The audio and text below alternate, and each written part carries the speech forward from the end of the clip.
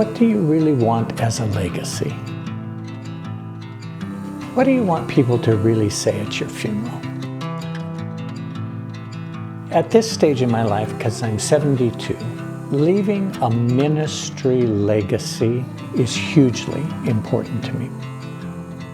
These are some pictures of Sam Middlebrook, and for an entire generation of those who are my age, Sam was a strategic player in their development and very, very well known. I wouldn't be in the place of ministry I am today were it not for what Sam invested in me.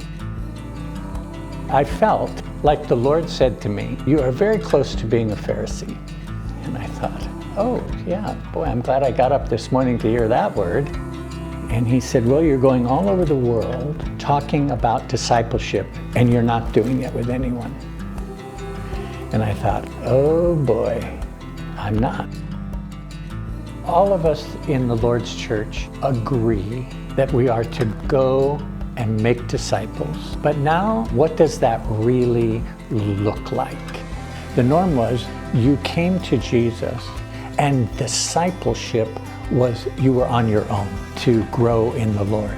And it was usually through involvement in the local church. So there's nothing wrong with a youth group. There's nothing wrong with a men's group, a women's group.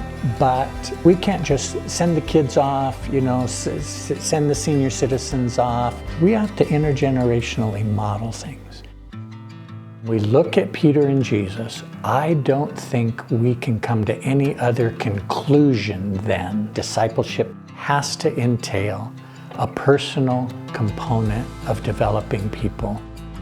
Hey G, how you doing?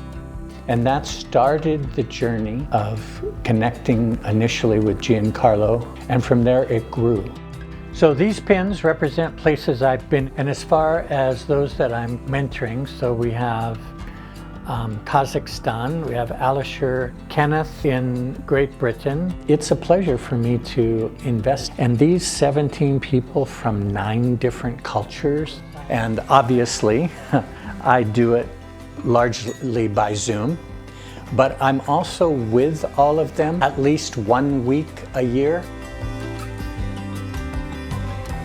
Gary, I call him Ram sometimes. He's willing to guide me towards a path that he already went through. So this happens in this environment of freedom. And that is something that Gary taught me a lot about, the freedom that the discipleship requires, and the way that you communicate, and the way that you are free to speak your mind out. An opportunity came up in East Africa that led to my inviting Giancarlo to go with me. He asked me to go and share in his place during one of the sessions. And that was scary. At the first, when he invited me, I was like, can I do that? He showed me that in his head I was capable, even though I didn't feel like it. And that made me feel not only confident to share, but that made me feel that I'm capable to share.